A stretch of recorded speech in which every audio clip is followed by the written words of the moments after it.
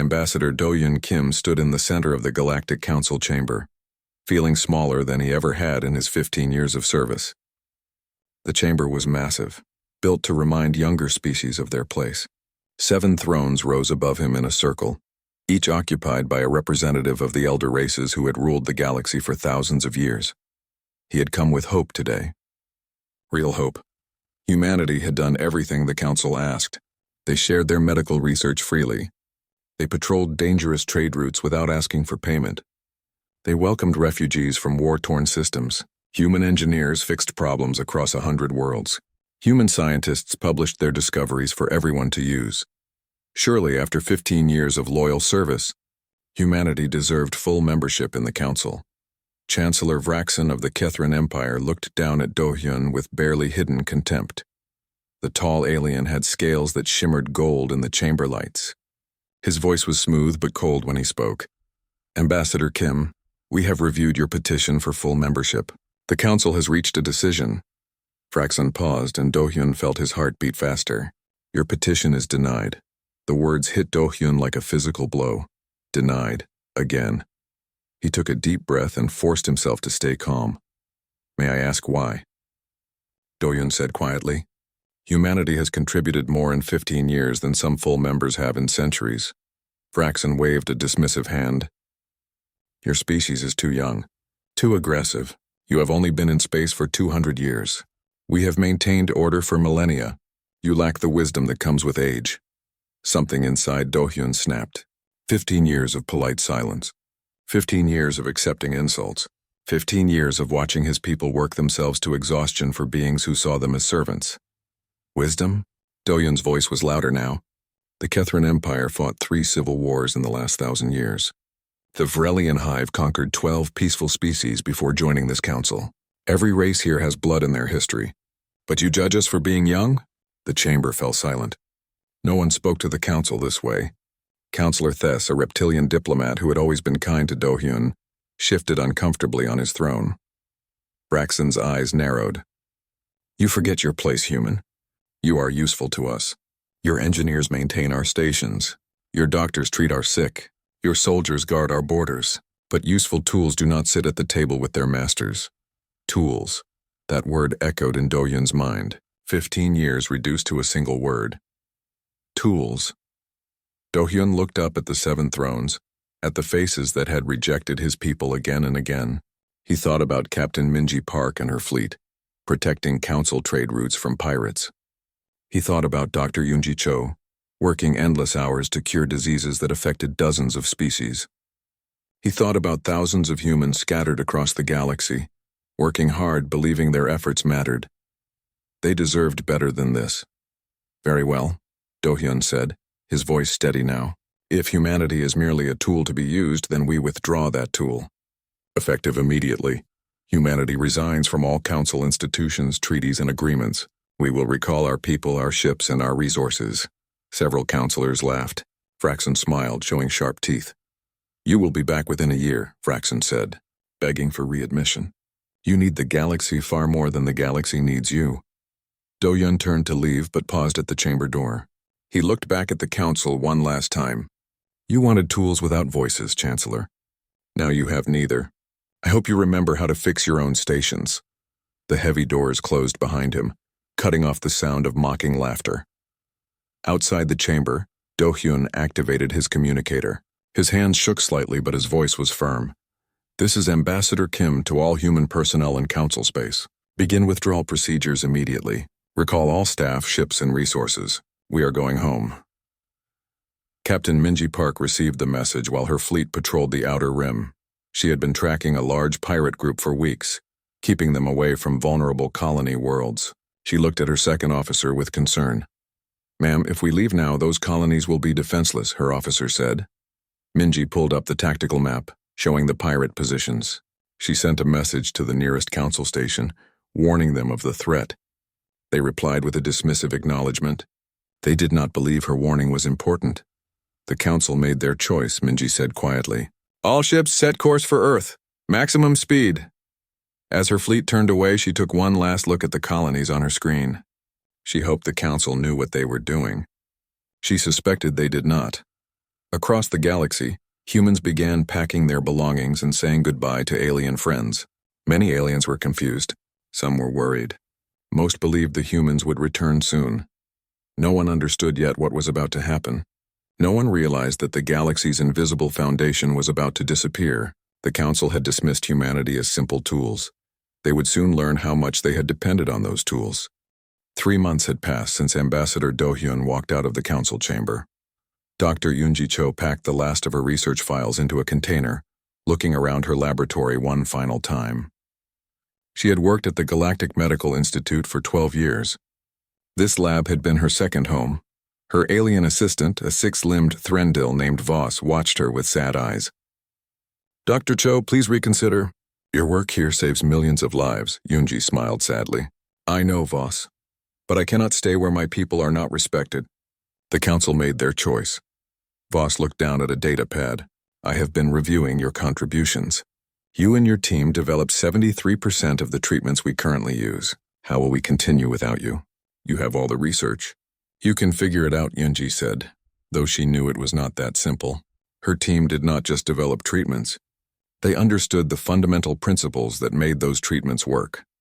Without that deep knowledge, modifying the treatments for new diseases would be almost impossible. But that was not her problem anymore. Across the galaxy, similar scenes played out thousands of times. Engineer Taejun Lee shut down the maintenance systems at Central Trade Station, the busiest hub in Council space. He had maintained these systems for 8 years, fixing problems that the original alien builders had never anticipated.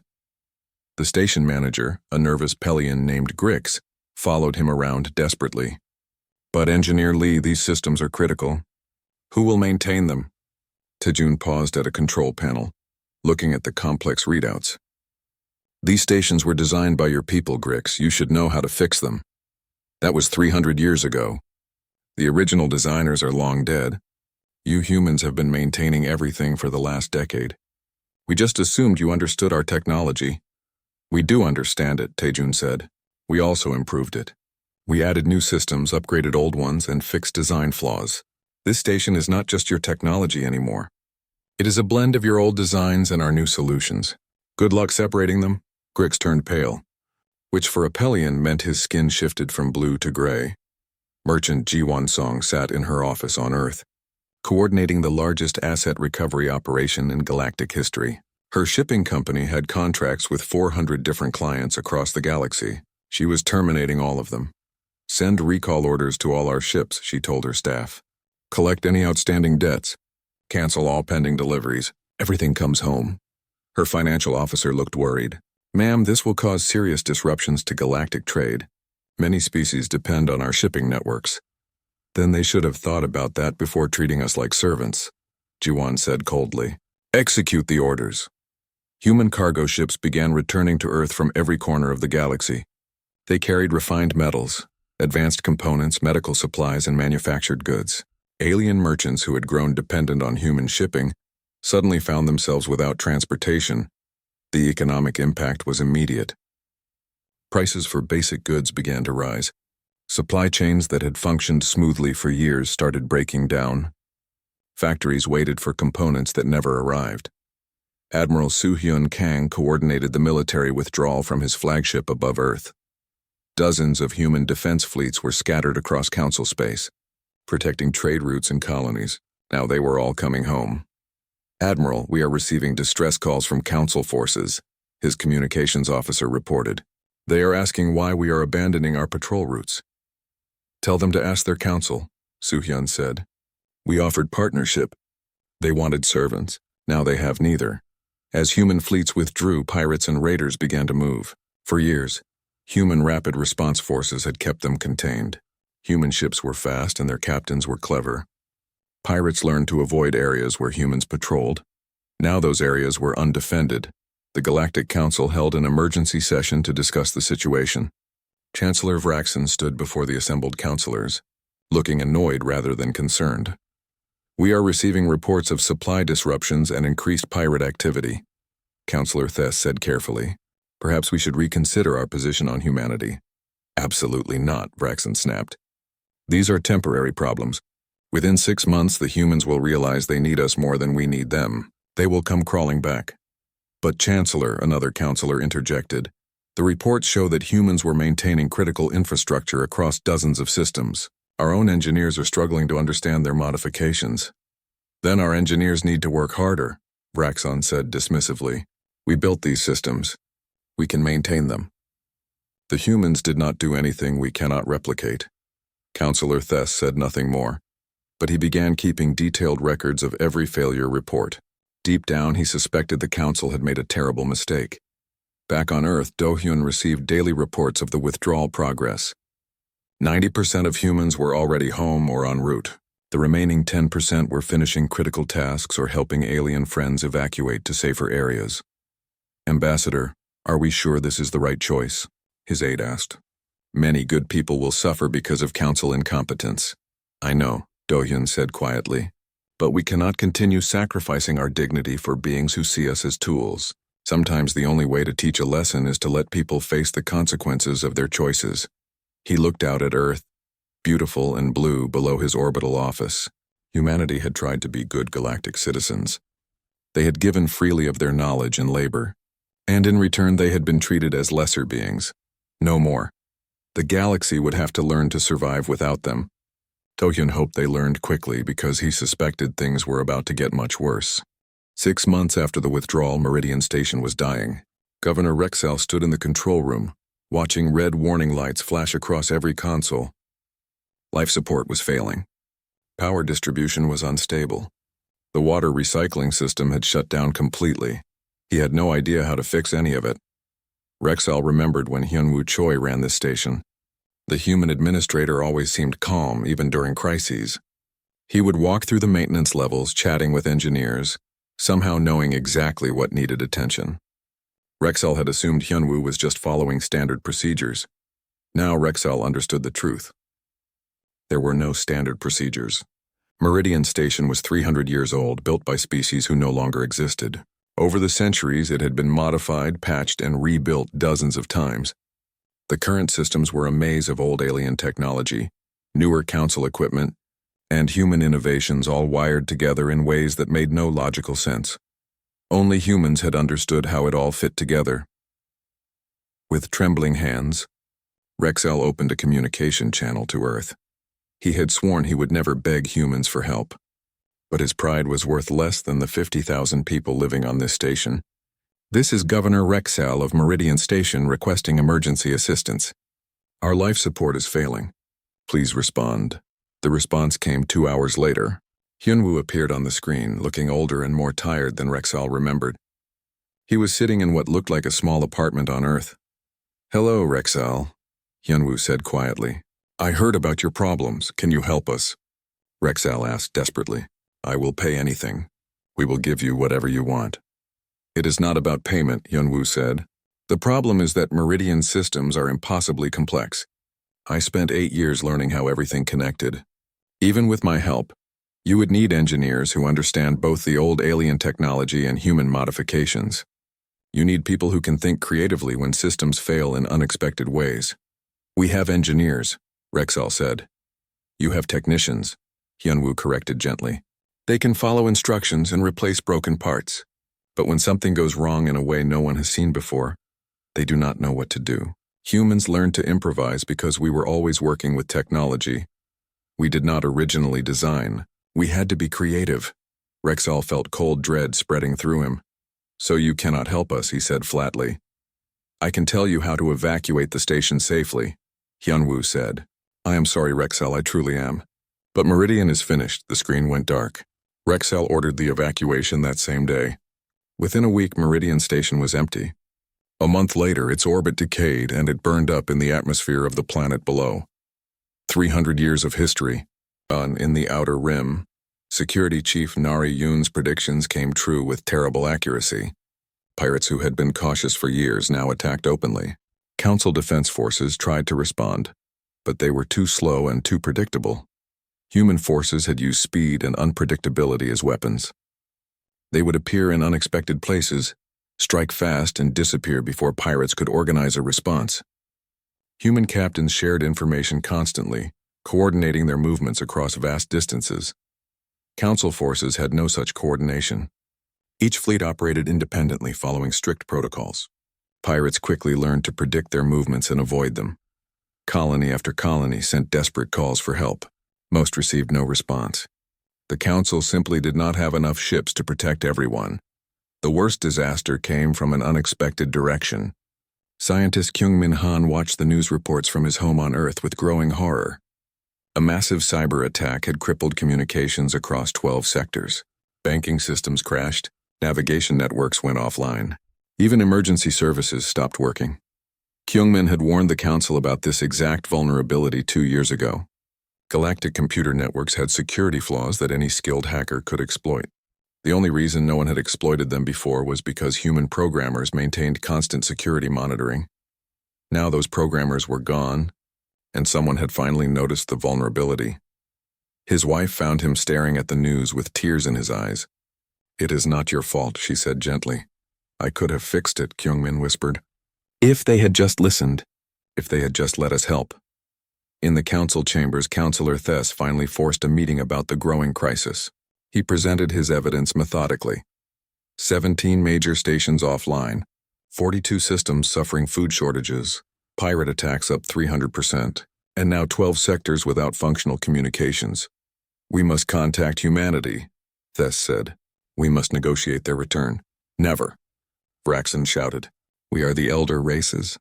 We built this galaxy. We will not crawl to a species barely out of their own solar system." "But Chancellor," another councillor said hesitantly, "my home system is one of those affected by the cyber attack. Millions of my people are suffering. We need help." "Then your people are weak," Vraxen snapped. "We survived for millennia before humans existed. We will survive after they are gone." The council meeting dissolved into arguments. Some councillors sided with Thess, recognizing the severity of the crisis. Others supported Vraxen, refusing to admit they had made a mistake. The unity that had held the council together for thousands of years was breaking apart. While they argued, the galaxy continued to fall apart. On Earth, Ambassador Do-hyun watched the reports with mixed feelings. He felt vindicated that the council was finally facing consequences for their arrogance. But he also felt guilty about all the innocent people suffering. "We could help them," his aide suggested. "Send engineers to fix critical systems. Provide medical supplies. We do not have to let people die." "If we help now, the council learns nothing," Do-hyun said. "They will accept our aid, solve their immediate crisis, and then go back to treating us as servants. No, they need to understand what they lost. Truly understand it." But even as he said it, Do-hyun wondered if he was making the right choice. How much suffering was acceptable to teach a lesson? He feared he would find out soon enough. 1 year after humanity left, Director Haejin Bai stood in Earth's Intelligence Operations Center, studying the holographic display that showed the state of the galaxy. The numbers were worse than anyone had predicted. Galactic GDP had contracted by 34%. Food production was down across 3 major agricultural systems because the farming technology relied on human-designed optimization algorithms. 14 major trade routes were now controlled by pirates. Medical facilities in 9 sectors faced critical shortages of treatments that only human researchers knew how to produce. "How many dead?" Haejin asked quietly.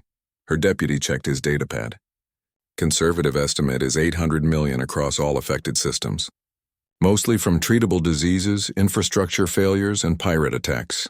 Haejin closed her eyes. 800 million lives. The weight of that number was crushing. "The council is still refusing to negotiate," her deputy added. "Chancellor Vraxen insists they will recover without human help." "He is wrong," Haejin said. "Show me the refugee numbers." The holographic display shifted, showing human space surrounded by red indicators. Alien refugees were fleeing to human territory in increasing numbers. Coordinator Minho Shin was struggling to manage the influx.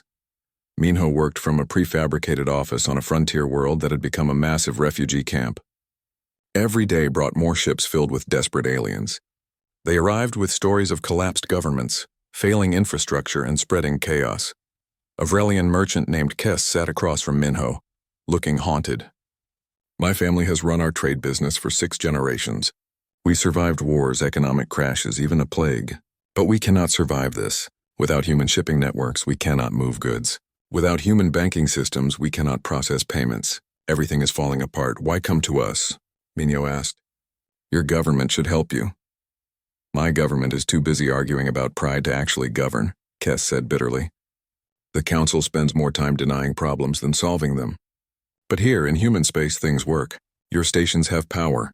Your hospitals have medicine. Your ships patrol safely. You are doing what the council should be doing. Minho heard the same story from hundreds of refugees. The galaxy was not just facing technical problems. It was facing a crisis of leadership. Then the council made its most desperate mistake. General Boram Young received the alert at 3 in the morning.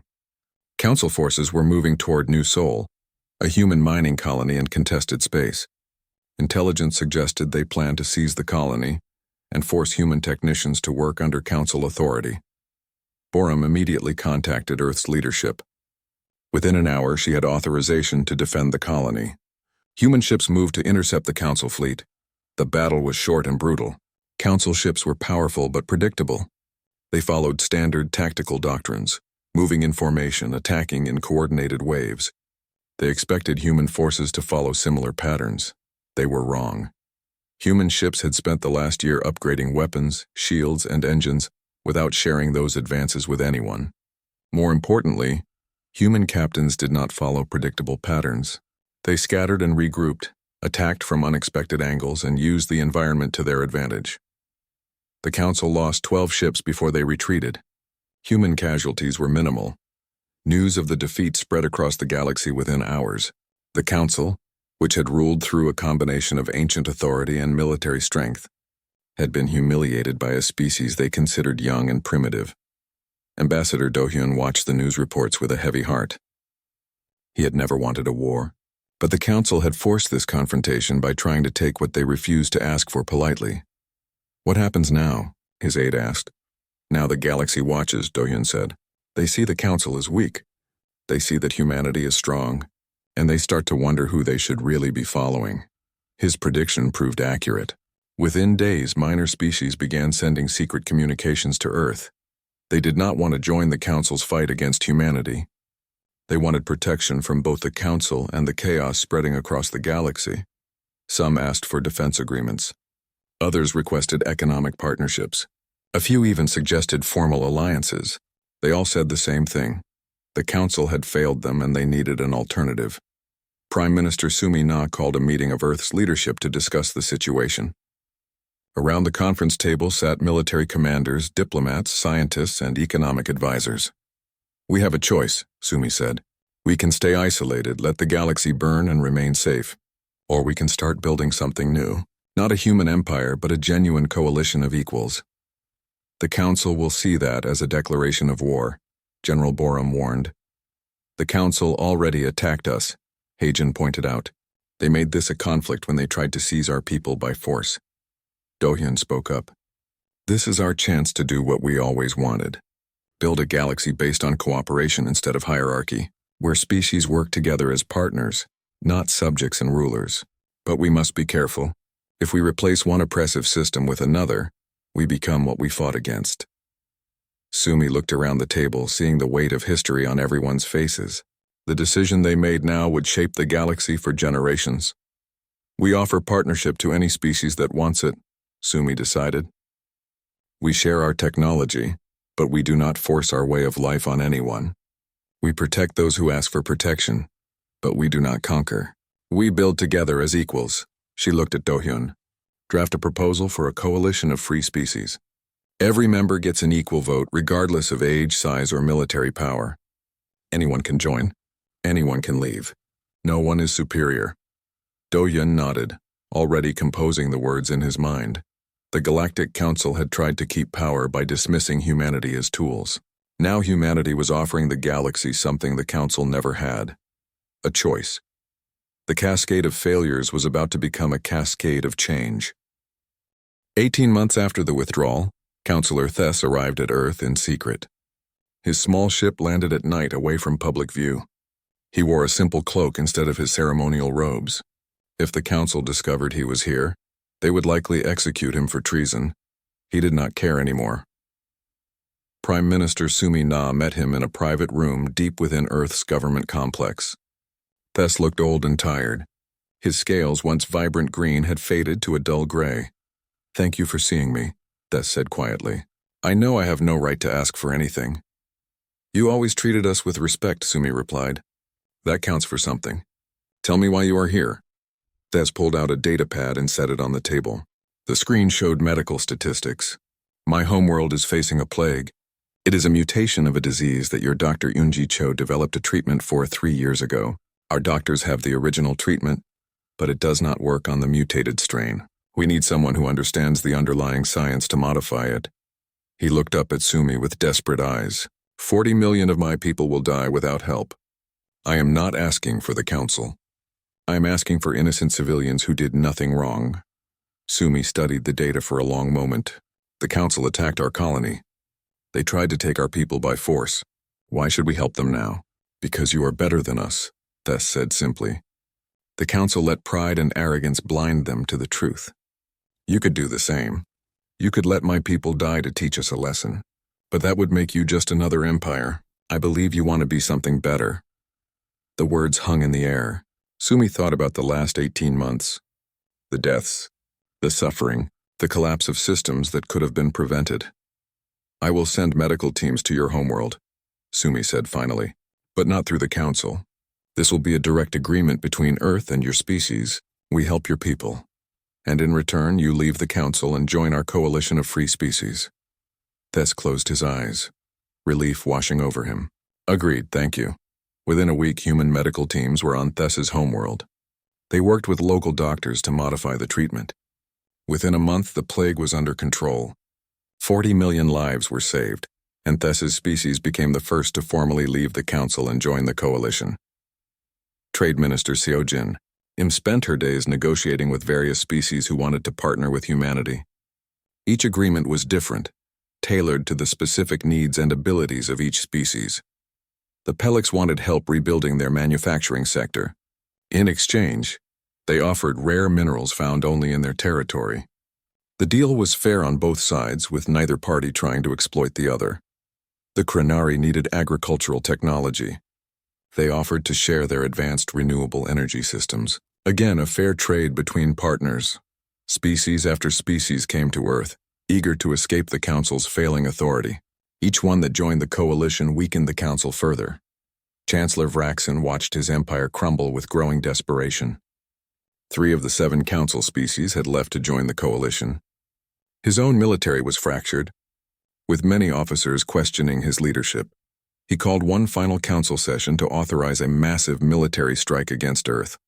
If he could destroy humanity's homeworld, perhaps the other species would fear him enough to return. But when he gave the order to attack, his fleet commanders refused. This is mutiny, Vraxen screamed at the holographic image of Admiral Corvin, his most trusted officer. This is common sense, Corvin replied calmly. We attacked the humans once and were defeated. They have grown stronger, while we have grown weaker. Another attack would be suicide. More importantly, it would be pointless. Our people are dying, Chancellor. They need medicine and food and working infrastructure. They do not need a war we cannot win. If you will not fight, then I will find officers who will, Vraxen shouted. I have been speaking with the other fleet commanders, Corvin said. None of us will follow this order. It is over, Vraxen. Accept it. The transmission ended. Vraxen stood alone in the empty council chamber, finally understanding that his authority had evaporated. Back on Earth, Ambassador Do-Yun addressed a gathering of representatives from 40 different species. They had come to sign the Charter of the Coalition of Free Species. This coalition is not a human empire, Do-Hyun said. We do not rule you. You are not our subjects or our servants. We are partners working together for mutual benefit. He looked around the room at the diverse collection of beings. Every member has an equal vote on coalition decisions. Every member contributes according to their ability and benefits according to their need. If you disagree with the coalition's direction, you can leave freely. We will not force anyone to stay. This is everything the council should have been, one representative said. Why did it take so long for someone to build this? Because the powerful rarely give up power willingly, Do-Yun replied. Change required someone to challenge the old system. Humanity did not choose this role. The council forced it on us when they refused to treat us as equals. Now we offer that equality to everyone. The representatives signed the charter. The Coalition of Free Species was officially born. 3 days later, the Galactic Council held its final session. Only 4 of the original 7 species sent representatives. They voted unanimously to dissolve the council and petition to join the coalition as regular members, with no special privileges. Fraxon did not attend. He had already resigned in disgrace and returned to his homeworld as a private citizen. The 1,000-year reign of the Galactic Council ended not with war or conquest, but with simple irrelevance. They had believed power came from tradition and authority. They learned too late that real power came from being useful, trusted, and respected. Humanity had shown them a better way.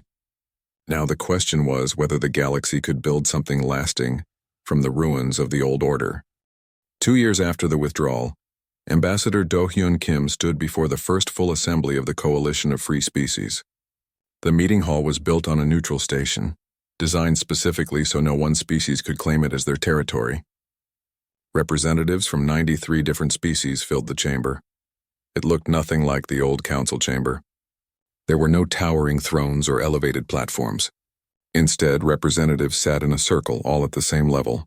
Human, Threndel, Frelian, Kethrin, and dozens of others sat as equals. "We gather today not as masters and servants, but as partners," Do-hyun said. The old council believed that age gave them the right to rule.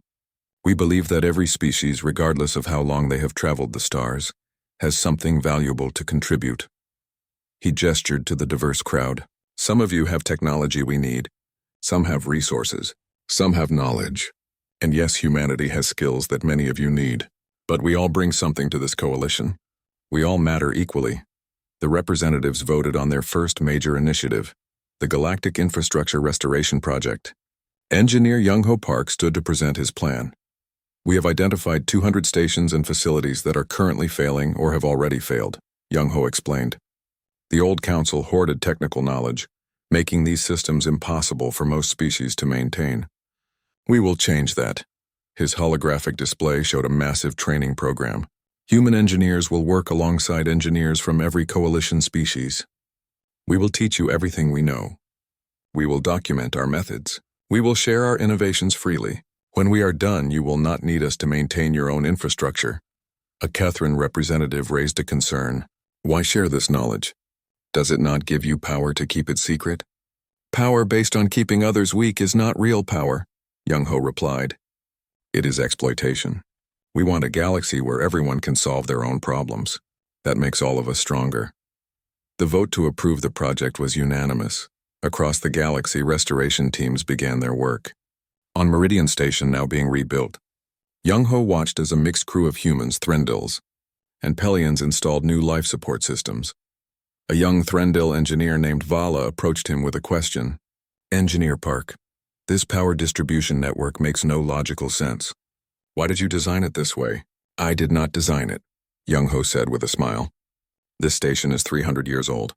I just figured out how to make the old design work with modern components. Want me to show you how?" For the next 2 hours, Young-ho explained the principles behind his modifications. Vala asked smart questions and suggested improvements. By the end, they had designed a hybrid system that was better than what either of them could have created alone. "This is how it should be," Young-ho said. Different minds working together, building on each other's strengths. At the new Interspecies Academy of Science, educator Hyejin Lim taught a class of students from 20 different species. The topic was creative problem solving. "The old council taught you to memorize established solutions," Hyejin said. "But what happens when you face a problem no one has seen before? You need to think creatively. You need to experiment. You need to accept failure as part of learning." A Vrelian student raised a tentacle hesitantly, "But our elders always said experimentation was dangerous, that we should follow proven methods." "Proven methods are valuable," Hyejin agreed, "but they were only proven because someone was willing to try something new. The galaxy does not stand still. New problems require new solutions. We will teach you how to think, not just what to think." The academy became famous throughout the coalition. Students who graduated did not just have knowledge. They had the ability to apply that knowledge in creative ways. They could adapt to unexpected situations. They could innovate. The academy's motto was simple: question everything, learn together. Not everyone was happy with the changes. Some species had prospered under the old council system. Some missed the stability of being told what to do. There were protests and complaints, but there was one crucial difference from the old system. People could voice their concerns freely. The coalition held open forums where anyone could speak. No question was forbidden. No criticism was punished. Councillor Thess, who now served as a regular coalition representative, attended one such forum. A group of Kethrans were angry about the pace of change. Everything is different now, one complained. The old ways gave us order and predictability. This coalition is chaotic. The old ways also gave you stagnation and inequality, Thess replied gently. I spent centuries serving the council. I believed in their system. But I was wrong. The council provided order by crushing anything different. This coalition provides opportunity by welcoming diversity. He gestured around the forum. Yes, this is messy. Democracy is always messy. But it is better to have messy freedom than orderly oppression. Pirates still raided occasionally. Technical problems still occurred. Species still had disagreements. But now they faced these challenges together. When pirates attacked a Pelian colony, ships from 6 different coalition species responded. When a disease outbreak threatened the Crenari, medical teams from a dozen worlds arrived to help. The galaxy was learning what humanity had tried to teach the Council. Cooperation was stronger than domination. One evening, Do-hyun sat with Prime Minister Sumi in a garden on Earth. They watched the sunset in comfortable silence. Do you think it will last? Sumi asked. This coalition we built? Nothing lasts forever, Do-hyun replied. But we gave them something better than the Council ever did. We gave them a system where everyone has a voice. Where strength comes from cooperation, not domination. If it fails, it will not be because we built it poorly. It will be because people chose to abandon these principles. He smiled slightly. But I think they learned their lesson. The galaxy paid a terrible price for the Council's arrogance. I do not believe they will forget that easily. Far across the galaxy, former Chancellor Vraxen sat alone in a small house on his homeworld. He was not imprisoned. The coalition did not believe in punishing people for making mistakes, only in preventing them from repeating those mistakes. But Vraxen was imprisoned by something worse than bars, the knowledge of what he had destroyed through his pride. He would live the rest of his life knowing he had been offered partnership and chose superiority. He had been shown respect and returned contempt. He had held power and used it to push away the very people who could have helped him. The galaxy had paid the price for his arrogance. But Vraxen paid too, in regret that would last until his final day. 5 years after humanity walked away from the Galactic Council, historian Jamin Rowe stood in the Archives of Memory, a massive library built to preserve the lessons of the collapse. Around him, holographic displays showed the timeline of events that had reshaped the galaxy. He was writing the definitive history of this period, and the numbers were difficult to face. 2.3 trillion beings had died during the chaos that followed humanity's withdrawal. Most died from preventable causes, diseases that could have been treated, infrastructure failures that could have been avoided, pirate attacks that could have been stopped, all because a council of elder species refused to treat humanity as equals. A young student approached Jamin, looking troubled. Professor Rowe, I have been studying your research. Did humanity know this would happen? Did they know people would die? They knew there would be consequences, Jamin replied carefully. But no one predicted the full scale of the disaster. The Council had ruled for so long that everyone, including humans, underestimated how dependent the galaxy had become on them. Then are humans responsible for those deaths? The student asked. Jamin thought about the question for a long moment. Humans made a choice to leave. The Council made a choice to let them go rather than negotiate fairly. Every species that refused to challenge the Council made a choice to maintain the status quo. We all share responsibility, but the greatest burden falls on those who had the most power to prevent it, the Council leadership. In a small apartment on the Kethran homeworld, former Chancellor Vraxen watched a news program about the anniversary of the Council's dissolution. A journalist was interviewing him, one of the last interviews he had agreed to give. Chancellor Vraxen, looking back, "Do you believe you made the right decisions?" the journalist asked. Vraxen looked old now. His golden scales had faded. His eyes held a weariness that came from carrying regret. "No," he said quietly. "I made terrible decisions based on pride and prejudice. I looked at humans and saw only their youth. I never tried to understand their value. I assumed that because we were older, we were wiser. I was wrong. What would you tell current galactic leaders? The journalist pressed. That competence matters more than age. That contribution matters more than tradition. That dismissing an entire species because of prejudice is not just morally wrong. It is practically stupid. Humans were not perfect, but they were essential. We were so focused on maintaining our status that we never stopped to consider what would happen if we pushed them too far. He looked directly at the camera. Trillions died because I was too proud to admit I was wrong. Let that be my legacy. Let it be a warning to anyone who thinks power gives them the right to treat others as lesser beings. On the anniversary of humanity's withdrawal, Prime Minister Sumi Na addressed the Coalition Assembly. The chamber was filled with representatives from 147 species.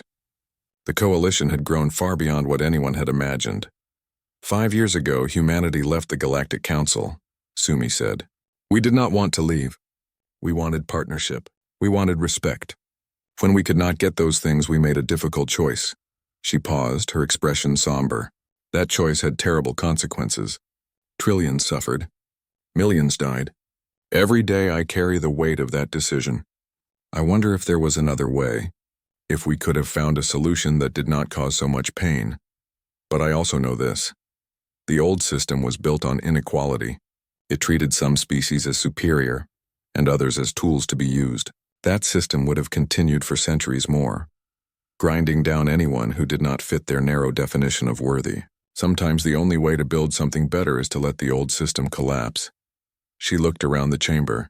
We built this coalition on different principles: equality, cooperation, mutual respect. These are not just nice ideas. They are practical necessities for a diverse galaxy. We learned that lesson at a terrible price. Let us never forget what that lesson cost. After the speech, a young girl approached Sumi. Her name was Hanbitko, a child from a small species that had joined the coalition only recently. Prime Minister? Hanbit said shyly. We learned about humans in school. Our teacher said you are special because you stood up to the council.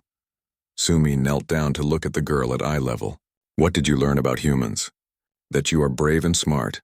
That you build things and help people, but mostly that you believe everyone should be treated fairly no matter how old their species is or how many ships they have. Sumi smiled. That is what I hope people remember. Not that humans are special or superior, but that we fought for a simple idea. Everyone deserves respect. Everyone can contribute something valuable. The old council forgot that. We will not forget it again. That evening, Ambassador Do Yun sat on a balcony overlooking Earth's capital city. He was old now, nearing retirement. His hair was gray and his movements slower, but his mind remained sharp. His successor, a young diplomat named Isil, joined him. Ambassador, people call you the father of the coalition. How does that feel? Uncomfortable, Do Yun said honestly. I did not want to be a revolutionary. I just wanted humans to be treated fairly. The council forced me to choose between dignity and compliance. I chose dignity. Do you regret it? Isil asked. Given what happened? Every single day, Do Hyun said quietly. But I do not regret fighting for what was right. The galaxy paid a terrible price, but that price taught us something crucial. In the vastness of space, we cannot afford to dismiss anyone's worth. We need each other. All of us. He looked up at the stars. The new generation is growing up in a better galaxy. They will face different challenges, make different mistakes, but they will do it in a system that values cooperation over domination. That is worth something. Across the galaxy, on hundreds of worlds, children learned about the collapse of the Galactic Council. They learned about the cost of arrogance and the value of cooperation. They learned that age did not equal wisdom, and power did not equal right. Most importantly, they learned that treating others as tools, rather than partners, always ended badly. The galaxy had paid its price. The lesson was written in the lives lost and the systems that failed. It was a lesson written in pain and regret, but it was a lesson the galaxy would not forget. The Coalition of Free Species stood as a monument to that lesson, a reminder that survival in the cosmos required recognizing the worth in all sentient beings. Those who forgot this truth would learn it again, just as painfully, but for now the galaxy remembered, and remembering they built something better together. The end.